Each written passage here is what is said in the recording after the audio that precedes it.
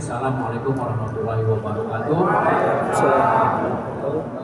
Langsung aja Pak Ustadz ya, saya menanyakan terkait dengan niat tadi sholat dengan wudhu.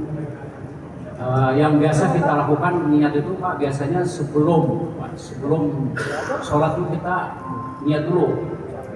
Ya, tadi Pak Ustadz katakan tadi harus dibarengi dengan takbir dulu terus niat. Nah selama ini kita niat sebelum itu Pak. Jadi mau sholat zuhur, sholat fardu tidak ta'ala, saya ingat sholat zuhur, fardu karena Allah gitu. Nah itu setiap sholat pergantian sholat itu kan sholat fardu asri, arba, rakaat itu sudah berarti ada momen itu sebelum takbir itu kita sudah niat. Nah, itu hukumnya gimana tak? Apakah itu termasuk salah atau tidak diterima sholatnya? Ya itu yang pertama, itu setiap sholat wajib kita selalu niat dulu. Jadi yang seperti tadi Pak Ustadz katakan kan harus takbir dalam arti harus niat. Nah dan itu juga untuk dalilnya itu apakah di dalam Al-Quran atau hadis itu yang Pak Ustadz katakan itu ada atau diinikan dengan mazhab dari para imam gitu kan. Yang kedua masalah wudhu sama gitu juga Pak. Wudhu juga gitu, kita sebelum wudhu sudah lihat dulu kan, nawaitu wudhu'a li rabbil adasin ta'ala gitu. Kita niat dulu. Nah selama ini kita begitu Pak, itu gimana Pak? Apakah diterima sholat kita atau wudhu kita? Saya rasa itu aja dulu. Nanti kalau itu saya mau menambahkan lagi. Itu aja dulu Pak Ustadz. Terima kasih. Assalamualaikum warahmatullahi wabarakatuh. Pak Saleh tadi Bu? Hah? Pak Saleh. Kita lihat yang pertama Pak, mengenai sholat, terkaitannya masalah sholat. Saya niat sebelum sholat gimana Pak? Sebelum takbir. Jawabannya salah dan tidak sah. Selama ini kita begitu Pak. Selama ini begitu. Ntar sholat zuhur rubah dan sampai mati begitu. Siapa yang bilang seluruh mazhab bil ittifaq, sepakat mazhab? Saya kok sholatnya begitu, yang ngajarin siapa? Karena makanya ini pentingnya ngaji. Saya dulu sebelum tahu begitu, tapi setelah mengerti, oh iya. Anda boleh buka kitab yang terkecil namanya Safinatun Najah. Ada ngaji Safinah? Ada. Tanya sama ustadznya di bab Safinah ada nggak tentang cara niat yang seperti itu? Jawabannya ada. Dasar banget tuh. Terus saya bagaimana nih Pak Talib dan yang lain-lain yang sudah ya sudah, mudah-mudahan Allah maafkan.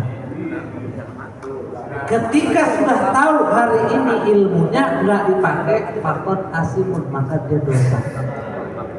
Sama kayak tadi. Halo. Kalau seandainya dia udah berilmu sekarang dia kagak pakai, dosa. Kata ulama begini, kata Imam Romli, man sholat jahilan bikaifiyatil wudu'i wa sholat lam tasihha sholatuhu wa in shadaqa bihima. Intinya begini, tidak sah sholatnya dan wudunya kalau dia tidak tahu tata cara praktek sholat dan wudunya. Walaupun kebenaran, tapi dia nggak ngerti caranya.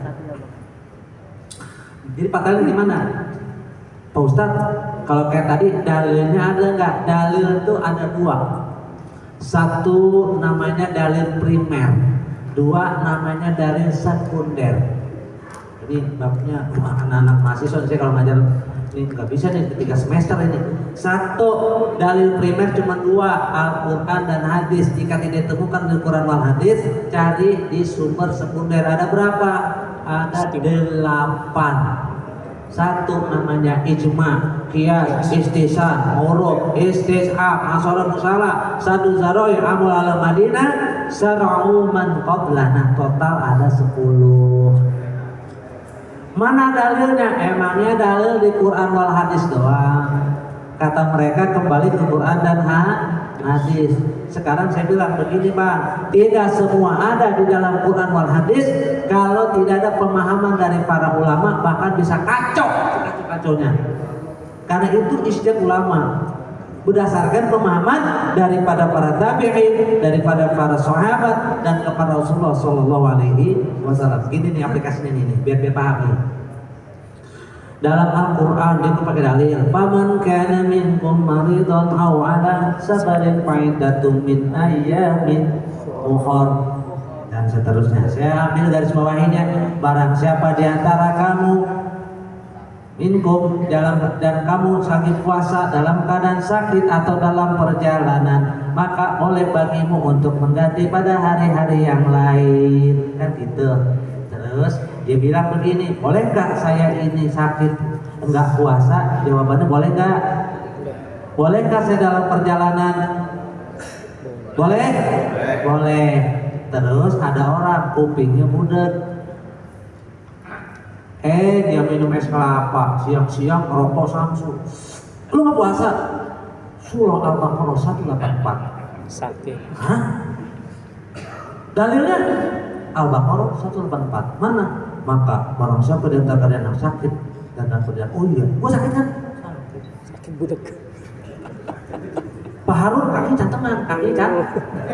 Pertanyaan saya, cantengan sakit atau bukan? Wah, rokoknya propos boy. Wah, kopi Turki di sini. Pede dia, ngaji Ustadz Rizky. Wah, Ustadz Harun, kamu nggak puasa? Surah Al-Baqarah 184. Nih kacau nih. Nanya dalil kan? Dalil mana? Al-Baqarah 184. Mana buktinya? Maka faknya itu syarat. Maka barang siapa di antara kalian dalam keadaan sakit. Saya kan sakit. Sakit apa? Cantengan. Benar. Kalau orang Betawi bilang bayoran keder. Kacau. Ada lagi Pak. Pak siapa namanya?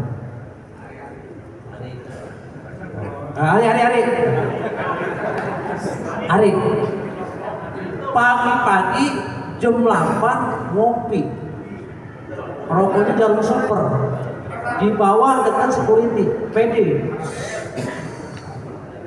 Wah, pede dibut-butin. Ente nggak puasa? Surah Al-Baqarah 184. Sakit. Kan nggak sakit. Saya dalam perjalanan. Loh, emang di mana? Rumah saya di Tangerang. Sekarang di Roksi. Apakah saya di perjalanan? Di perjalanan, benar juga ya. Jangan mau dibohongin kembali kepada Al-Quran dan Sunnah, bego. Ngajinya setengah. Ngopinya kurang kental. Belum ngaji banyak dia. Bukan sombong nih, tapi saya luruskan. Jadi kalau tanya dalil ya, tidak semua dalil itu ada Quran dan hadis. Itu kan dari dalil ada. Oke, tapi kacau nggak? Kacau. Banyak Pak masalahnya. Dia bilang begini, diharamkan bagimu bangkai, darah dan daging babi. Kata dia, Babi. dia makan sop iga babi.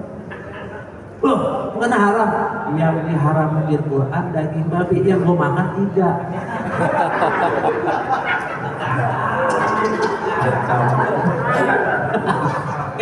Yang kedua, Pak Ustadz, saya wudhu biasanya begitu. Salah. Besok dibenerin, ntar nih mau sholat dibenerin. Wudhunya pas ketika membasuh wajah.